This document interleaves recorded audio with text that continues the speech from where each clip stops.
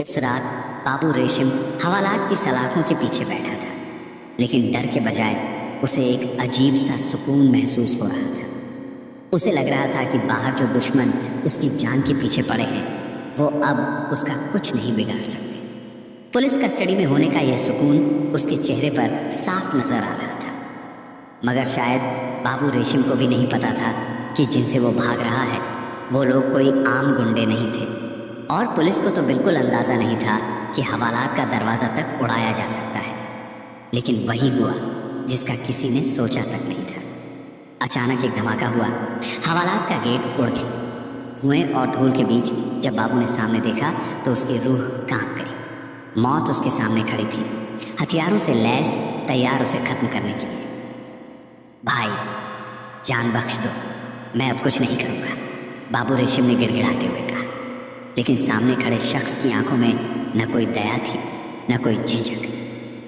सवाल यह है कि आखिर ऐसी क्या दुश्मनी थी कि एक आदमी को मारने के लिए हवालात में घुसकर जान का इतना बड़ा जोखिम लिया गया। अब कहानी को थोड़ा पीछे ले चलते हैं, उन्हीं दिनों की ओर जब अंडरवर्ल्ड की गलियों में BRA गैंग का सिक्का चलता था। उस वक्त अपराध की दुनिया के बड़े बड़े नाम भी इस गैंग की इज्जत करते थे। ये गैंग एक तिकड़ी से चलता था और उन्हीं में से एक था बाबू रेशम। सन 1990 के आसपास की बात है, जब मुंबई की सड़कों पर BRA नाम का खौफ था, और इसी खौफ का हिस्सा था बाबू, जो खुद को बादशाह समझता था। अब आते हैं उस जगह की ओर जहाँ कहानी ने असली मोड़ लिया, कंजरवाड़ा, जो भायखला रेलवे स्टेशन से बस आधे किलोमीटर की दूरी पर है। यह जगह नाम से जितनी अजीब लगती है, हकीकत में उससे कहीं ज्यादा रहस्यमय। कंजरवाड़ा शब्द अगर आपके कानों में पड़ा हो तो जान लीजिए, यहाँ रहने वाले लोग वो हैं जिन्हें सदियों से बंजारा या खाना बदोश माना गया है। लेकिन इनकी पहचान सिर्फ घुमंतू होने तक सीमित नहीं है। यहाँ की लड़कियाँ, वाह, एक तरफ राजपूतों जैसी बहादुरी, दूसरी तरफ एक कुदरती खूबसूरती जो किसी की भी धड़कनें बढ़ा दे। कहते हैं कि यहाँ नज़रें भी खंजर से कम नहीं होती। एक बार अगर किसी की नज़र किसी पर टिक गई तो फिर चाहत, वासना और इश्क का ऐसा कॉकटेल बनता है कि सामने वाला खुद को रोक नहीं पाता। अब ज़रा सोचिए, इसी जगह के बीचों बीच मूसा किलेदार की बस्ती थी। यहाँ के कुछ हिस्से ऐसे थे जहाँ औरतें खुले में पानी भरने और नहाने आया करती थी। माहौल ऐसा होता था कि हर किसी का दिल डोल जाए। लेकिन यहाँ के लोग इतने टफ थे कि कोई वहाँ आंख उठाकर भी नहीं देखता था, वरना आंखें निकाल ली जाती थी। और बाबू रेशम, उसका इस बस्ती से एक पुराना रिश्ता था, एक रिश्ता जो शायद इज्जत से नहीं बल्कि एक गहरे जख्म से जुड़ा था, और यही जख्म उसके लिए काल बन गया। तू समझा था तुझे हवालात बचा लेगा, हत्यारे ने कहा, और पिस्तौल ताने बाबू के सामने खड़ा हो गया। कहानी यही खत्म नहीं होती। असल वजह जानने के लिए और यह समझने के लिए कि हवालात में घुसकर हत्या जैसा जोखिम कौन और क्यों लेता है, देखते रहिए आज का ये वीडियो, क्योंकि सच हमेशा आसान नहीं। और आज उस दिन की तरह ही एक और शाम बाबू रेशम उसी रास्ते से गुजर रहा था। वही कंजर बस्ती, वही गलियां, वही लोग। ये इलाका उसकी नज़रों में अब भी उतना ही अपना था जितना पहले कभी हुआ करता था। तभी उसकी नज़र एक लड़की पर पड़ी।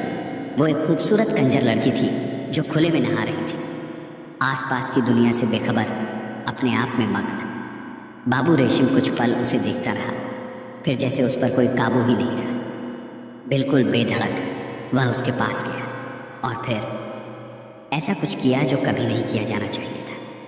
उसने उसके खुले आंचल पर हाथ रखने की हिमाकत की। उसके चेहरे पर डर का नामो निशान नहीं था।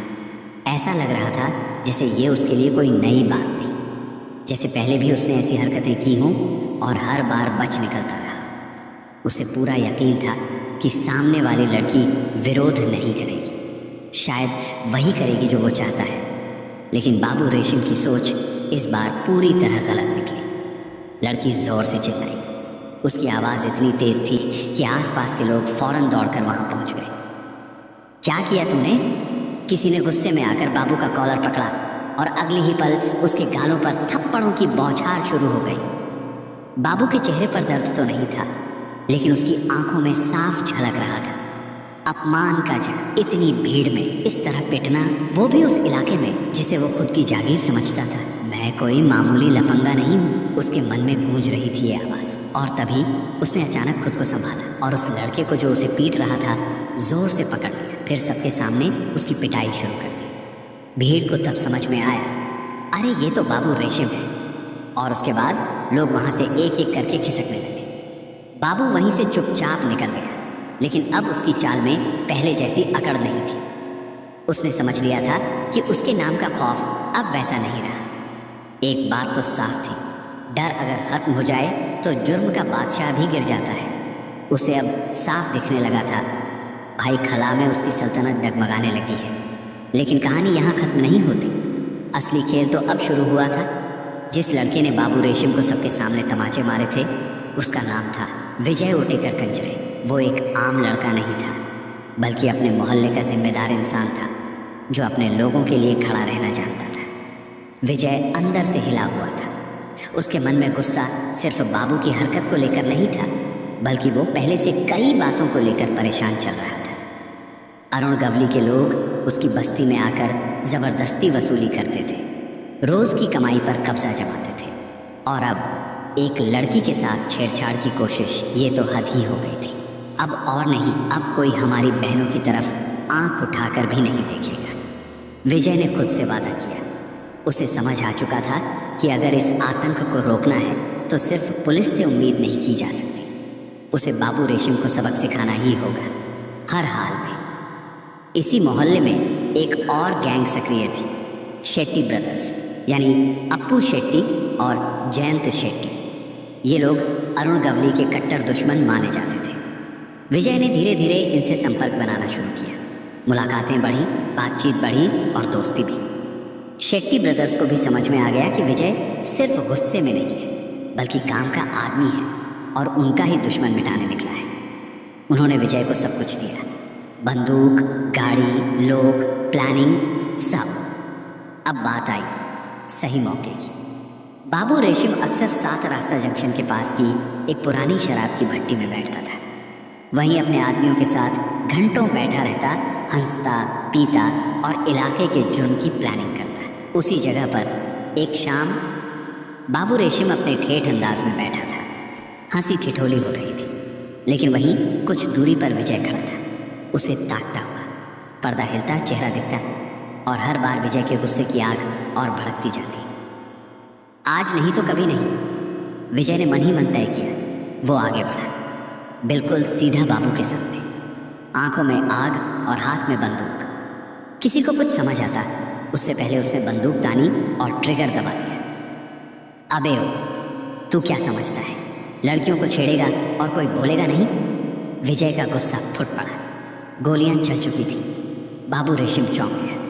उसने झट से टेबल के नीचे झुककर खुद को बचाया। जान बच तो गई, लेकिन रुतबे की चूल्हें हिल चुकी थी। वहीं उसके आदमियों ने फौरन फायरिंग शुरू कर दी। जवाबी गोलियों की आवाज़ ने पूरे इलाके में दहशत फैला दी। इस मौके का फ़ायदा उठाकर बाबू अपने साथियों की फायरिंग के बीच वहाँ से निकल गया और विजय भी किसी तरह जान बचाकर भाग खड़ा हुआ। अब बात बस इतनी नहीं थी कि गोलियां चली थी, अब इलाका जल चुका था। अब ये जंग पर्सनल हो चुकी थी।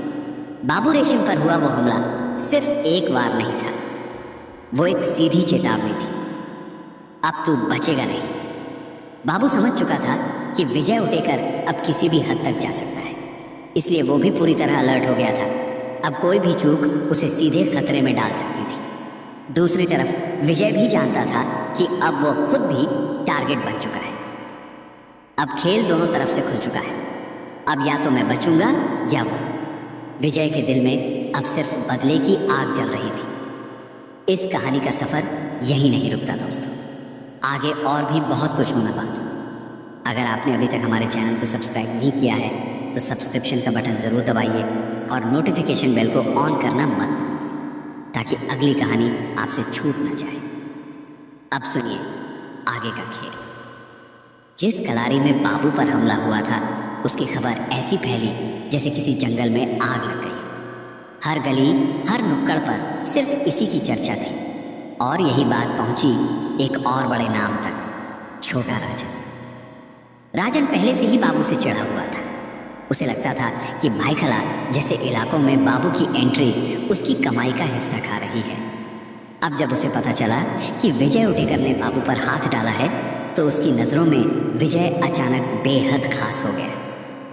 ये लड़का तो अपने आप मेरे मतलब का काम कर रहा है। छोटा राजन मुस्कुराया। राजन ने फैसला किया कि उसे विजय से मिलना है। उधर विजय अपने अगली चाल की तैयारी में जुटा था। इसी दौरान एक और घटना ने तूल पकड़ लिया। भाईखला की एक और कलारी में बाबू रेशम का एक छोटे गुंडे से झगड़ा हो गया। उस लड़के का नाम था राजा करमेरकर और पुलिस को शक था कि वही बाबू पर हुए हमले के पीछे हो सकता है। अब पुलिस ने एक चाल चली। उन्होंने राजा को तो पकड़ना ही था, लेकिन बाबू को भी थाने बुला लिया। पुलिस और बाबू के बीच एक अंडरस्टैंडिंग पहले से थी। शर्त ये थी कि अगर पुलिस उसे इज्जत से बुलाए, बिना सबके सामने घसीटे, तो वो हर बार थाने हाजिर हो जाएगा। इस बार भी वही हुआ। बाबू सीधे थाने पहुंच गया, लेकिन इस बार मामला बड़ा था। उस पर हत्या की कोशिश का केस दर्ज हुआ। धारा 307 यानी सीधा लॉकअप। बाबू को रखा गया जैकब सर्किल पुलिस स्टेशन में, जो उस वक्त सबसे ज़्यादा सिक्योर माना जाता था। इस लॉकअप में आसपास के 6 थानों के सबसे खतरनाक मुजरिम रखे जाते थे। बाबू अब सलाखों के पीछे था, लेकिन बाहर एक आदमी था, विजय, जो मौके की तलाश में था। अब वो लॉकअप में है और मुझे चाहिए बस एक रास्ता। विजय के मन में एक प्लान तैयार हो रहा था। अब ये सिर्फ गैंगवार नहीं रह गई थी, ये एक पर्सनल बदला बन चुका था। कहानी यही थमती नहीं। अगले हिस्से में होगा असली धमाका। छोटा राजन से मिलने के लिए विजय उटेकर एकदम ठोस तैयारी के साथ पहुंचा था। ये सिर्फ एक मुलाकात नहीं थी, ये उसका अगला कदम था उस मिशन की तरफ, जिसमें उसे सिर्फ बाबू रेशम का खात्मा चाहिए था। राजन से बात करके जैसे उसके प्लान को नई उड़ान मिल गई। कॉन्फिडेंस ऐसा बढ़ा कि अब उसके चेहरे से डर पूरी तरह गायब हो चुका था। साल 1987 का मार्च महीना चल रहा था। तारीख थी 5 और ये तारीख मुंबई अंडरवर्ल्ड के इतिहास में हमेशा के लिए काली लिखी जाने वाली थी। विजय उटेकर ने अपने 4 भरोसेमंद साथियों को साथ लिया। राजू शंकर, जगदीश खंडवाल, किशोर महेशकर और रवि ग्रोवर। प्लान खतरनाक था और इसकी तैयारी भी उतनी ही खामोशी से की गई थी। इन लोगों ने 2 टैक्सियां बुक की थी, लेकिन सिर्फ सवारी के लिए नहीं। हर टैक्सी के पास एक आदमी तैनात था, जो गन पॉइंट पर टैक्सी वालों को कंट्रोल कर रहा था, ताकि जब ऑपरेशन पूरा हो जाए तो उसी टैक्सी से बिना देर किए भाग निकला जा सके। जैकब सर्किल पुलिस स्टेशन के लॉकअप के बाहर एक सिपाही पहरा दे रहा था। विजय सबसे पहले उसी के पास गया। भाई, बस एक बोतल बाबू के लिए है, अंदर दे आऊं क्या? उसने नरमी से कहा, लेकिन सिपाही ने 1 सेकंड भी नहीं लगाया और उसे फौरन रोक दिया। यहाँ से सीधा निकल ले, वरना अब अंदर जाएगा तो वापस नहीं आएगा। विजय चुपचाप पीछे हटा, लेकिन वो हार मानने वाला नहीं था। उसके पास एक और प्लान था। अचानक एक धमाका हुआ, बिल्कुल लॉकअप के गेट पर। गेट के साथ साथ वहाँ खड़ा पुलिस वाला भी चंद सेकंड में जमीन पर गिर चुका था। चारों तरफ धूल, चीखें और अफरा तफरी मच गई। अब रास्ता खुल गया था। विजय और उसका गैंग तुरंत भीतर घुसे और सीधा ग्राउंड फ्लोर की ओर भागे। उन्हें पता था कि बाबू को नंबर 1 सेल में रखा गया है। वहां पहुंचते ही देखा बड़ा सा ताला सेल के गेट पर लटका है, लेकिन विजय तैयार था। उसने अपने साथ लाया भारी हथौड़ा निकाला और एक ही वार में ताला चकनाचूर कर दिया। भीतर हलचल सुनकर बाबू चौंका। कौन है बे? वो झल्लाया, लेकिन जैसे ही उसने चेहरा देखा, उसके चेहरे पर हैरानी छा गई। अरे, ये तो अपने ही लोग होंगे, छुड़ाने आए हैं मुझे। उसे अब तक यही लग रहा था कि ये सब उसी के लोग हैं जो उसे पुलिस से निकालने आए हैं। लेकिन उसे क्या पता कि जो लोग आए हैं वो सिर्फ उसे छुड़ाने नहीं, बल्कि उसकी कहानी खत्म करने आए हैं। जैसे ही बाबू रेशम की नज़र उस शख्स पर पड़ी जो ताले को हथौड़े से तोड़ रहा था, उसके पैरों तले जमीन खिसक गई। उसके चेहरे का रंग उड़ गया। वो चेहरा कोई और नहीं, विजय उटेकर का था, वही शख्स जिसने उसे खुलेआम चैलेंज किया था। अब तक बाबू को लग रहा था कि कोई उसे छुड़ाने आया है, लेकिन अब सच सामने था और वो सच मौत से कम नहीं था। वो भागकर दीवार के पास सिमट गया, जैसे खुद को बचाने की कोई जगह ढूंढ रहा हो। मत कर यार, माफ कर दे, गलती हो गई। बाबू की आवाज़ कांप रही थी, लेकिन विजय के चेहरे पर अब कोई दया नहीं थी। उसने बिना एक पल गंवाए पहला ट्रिगर दबा दिया, फिर दूसरा, फिर तीसरा। तीनों गोलियां सीधे बाबू के जिस्म में उतर गईं, और इससे पहले कि वो ज़मीन पर गिरे उसकी सांसें थम चुकी थी। लेकिन विजय का गुस्सा अब भी ठंडा नहीं हुआ था। उसे इतनी आसान मौत मंजूर नहीं थी। उसने फौरन फर्श पर पड़े हथौड़े को फिर से उठाया और बाबू के सिर पर दे मारा। हर वार के साथ विजय चीखता जा रहा था, माझा नाव विजय उट्टेकर आहे। हथौड़े की हर चोट में सिर्फ गुस्सा नहीं था, उसमें सालों की चुप्पी, दर्द और इंसाफ की मांग थी। वो सिर्फ बाबू रेशम को नहीं मार रहा था, वो अपने मोहल्ले की उस लड़की की इज्जत का बदला ले रहा था जिसके साथ बदसलूकी की गई थी। वो उस हर वसूली का हिसाब चुका रहा था जो अरुण गवली के लोगों ने उसके इलाके में की थी। पुलिस वाले हिल तक नहीं पा रहे थे, कोई आवाज़ नहीं कर रहा था, सब जैसे पत्थर के बन गए थे। सिर्फ हथौड़े की गूंज थी और विजय की आवाज़। अब कोई हमारी बस्ती में आंख उठाकर नहीं देखेगा। जब गुस्सा थोड़ा थमा, विजय ने हथौड़ा नीचे रखा और अपने साथियों की तरफ देखा। फिर वो सभी बाहर निकले जैसे कुछ हुआ ही ना हो, सीधा उन टैक्सियों की तरफ बढ़े जो उनका इंतज़ार कर रही थी। कुछ ही मिनटों में वो सब वहाँ से फरार हो चुके थे। इस खून से सने अंधेरे लॉकअप में कुछ समय बाद पहुँचते हैं अग्निपाड़ा थाने के इंचार्ज मधुकर झेंडे। जैसे ही उन्होंने अंदर का मंजर देखा, एक पल के लिए वो भी सन्न रह गए। चारों तरफ खून, हथियार और बाबू रेशम का लहूलुहान शरीर फर्श पर बेजान पड़ा हुआ। मधुकर झेंडे ने क्राइम सीन को देखकर तुरंत पंचनामा करवाया। पुलिस ने मौके से 5 जिंदा बम और कुछ कारतूस बरामद किए। कई घायल पुलिसकर्मियों को तुरंत जेजे अस्पताल भिजवाया गया, लेकिन कांस्टेबल अहिरे जो गेट पर तैनात था ज्यादा वक्त तक जिंदा नहीं रह सका। अस्पताल पहुंचने के कुछ ही समय बाद उसने दम तोड़ दिया। अब केस हाई अलर्ट पर चला गया था। पुलिस ने तुरंत जांच शुरू की और मुख्य आरोपियों की पहचान हो गई। विजय उटेकर और केशव के नाम सामने आए, लेकिन असली मुश्किल अब शुरू हुई थी। अगली सुबह जब मीडिया ने इस घटना को उछाला तो पुलिस के सामने सवालों की झड़ी लग गई। सबसे बड़ा सवाल ये था, इतनी सुरक्षा के बावजूद एक अपराधी लॉकअप के अंदर घुस कैसे गया?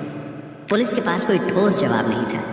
और अब मुंबई के अंडरवर्ल्ड में एक नया चेहरा तेजी से उभर चुका था, विजय उटेकर। अक्टूबर की एक सुबह जब शहर में नवरात्रि की धूम मची थी, मुंबई पुलिस ने एक शांत होटल के बाहर अपने सबसे खतरनाक मिशन की तैयारी कर रही थी। खबर पक्की थी, विजय उटेकर इसी होटल में छुपा है। लेकिन इस बार पुलिस ने गलती की कोई गुंजाइश नहीं छोड़ी।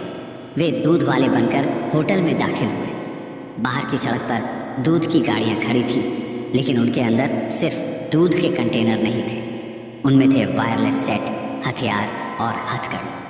कमरा नंबर 305, यहीं विजय छुपा था। पुलिस ने चारों तरफ से होटल को घेर लिया था। कुछ सादे कपड़ों में होटल स्टाफ बनकर लॉबी में थे, तो कुछ लोग किचन और पार्किंग में तैनात थे। विजय को भनक तो लग चुकी थी कि कुछ गड़बड़ है, लेकिन बाहर निकलने का कोई रास्ता नहीं था। उसे समझ आ गया था, अब या तो गोली चलेगी या गिरफ्तारी होगी। कमरे में उसकी सांसें तेज चल रही थी, चेहरा पसीने से भीगा हुआ था। उसके पास एक पुरानी पिस्तौल थी, लेकिन अब वो खुद भी जान चुका था ये लड़ाई अब उसके बस की नहीं रही। ठीक 6:35 सुबह दरवाजे पर दस्तक हुई। दूध लाया हूँ साहब। कोई जवाब नहीं आया। पुलिस को भी समझ आ गया, अंदर सिर्फ डर है और एक शख्स जो अब हार मान चुका है। विजय उटेकर ने भागने की बहुत कोशिश की। होटल की खिड़की से लेकर पिछले दरवाजे तक हर रास्ता आजमाया, लेकिन इस बार किस्मत ने उसका साथ छोड़ दिया था। जैसे ही उसने होटल के पिछवाड़े से बाहर निकलने की कोशिश की, पुलिस पहले से घात लगाए बैठी थी। गोलियों की आवाज़ गूंज उठी और उसी गूंज में विजय की कहानी हमेशा के लिए ख़त्म हो गई। पुलिस को विजय के पास से एक बड़ा बैग मिला जो विस्फोटकों से भरा था। शायद विजय का प्लान आखिरी बार कुछ बड़ा करने का था, लेकिन ये प्लान भी अधूरा ही रह गया। अब पुलिस के सामने असली सवाल था, कोर्ट में क्या जवाब दिया जाए। क्योंकि सच्चाई ये थी कि एक ऐसा अपराधी जो एक खतरनाक माफिया की हत्या करके खुद फरार था, वो पुलिस की नाक के नीचे मारा गया। लेकिन अदालत में पुलिस ये कैसे मान लेती कि कोई व्यक्ति पुलिस स्टेशन जैसी सुरक्षित जगह में घुसकर एक दूसरी दुनिया के आदमी को मौत के घाट उतार गया। इसलिए मामला थोड़ा सा संभाल लिया गया। पुलिस ने विजय पर भी वही मामूली धाराएं लगाईं जैसे कोई नॉर्मल झगड़ा हो, और इस पूरे केस में जिन लोगों को अरेस्ट किया गया था उन पर भी सिर्फ धारा 123 और धारा 88 के तहत मुकदमा चला। यानी नाम भर का केस। जगदीश खंडवाला, जिसे इस मामले में गवाह बनाया गया था, उसके खिलाफ सबूत न मिलने के कारण उसे बरी कर दिया गया। बाकी जिन लोगों को उम्र कैद हुई थी उन्होंने बाद में ऊपरी अदालत में अपील की और वो भी छूट गए। यानी बाबू रेशम की हत्या के केस में अगर किसी ने वाकई अपनी जान गंवाई तो वो सिर्फ विजय उठेकर था। लेकिन असली ट्विस्ट तो इसके बाद आया। कुछ समय बाद जो बातें सामने आईं उसने इस पूरे किस्से को नया मोड़ दे दिया। कहा जाने लगा कि विजय सिर्फ एक मोहरा था, असली खिलाड़ी कोई और था, और वो था दाऊद इब्राहिम। जी हाँ, कई रिपोर्ट्स और चर्चाओं में ये सामने आया कि बाबू रेशम को रास्ते से हटाने के पीछे दाऊद इब्राहिम का दिमाग था। उसने विजय को एक प्यादे की तरह इस्तेमाल किया। बाबू रेशम की मौत से दाऊद को रास्ता साफ चाहिए था और विजय को गुस्से की आग में झोंककर उसने अपने दुश्मन से भी बदला ले लिया और अपनी पोजीशन भी स्ट्रांग कर ली। विजय को लगा कि वो अपने मोहल्ले और बस्ती के लोगों के लिए लड़ रहा है, लेकिन असल में वो एक ऐसे खेल का हिस्सा बन गया था जिसे बहुत बड़े लोग बहुत दूर से खेल रहे थे, और जब उनका काम खत्म हो गया तो उस मोहरे की ज़रूरत भी खत्म हो गई। वो विजय जो कभी अपनी ज़िंदगी की लड़ाई खुद लड़ रहा था, आखिर में उस लड़ाई का हिस्सा बन गया जिसे वो समझ भी नहीं पाया। तो दोस्तों, सवाल अब भी यही है, विजय उत्तेकर अपराधी था या एक सिस्टम से टूटा हुआ वो इंसान जो नफरत और अन्याय के बीच अपना रास्ता खुद बना रहा था? आपका इस पूरे मामले पर क्या कहना है? क्या विजय को सही कहा जा सकता है या फिर वो बस एक मोहरा था किसी और की गेम का? अपने विचार हमें कमेंट बॉक्स में ज़रूर बताइएगा। अगर आपको ये वीडियो पसंद आया हो तो इसे लाइक करें, शेयर करें और चैनल को सब्सक्राइब करना ना भूलें। हम फिर मिलेंगे एक नई कहानी के साथ।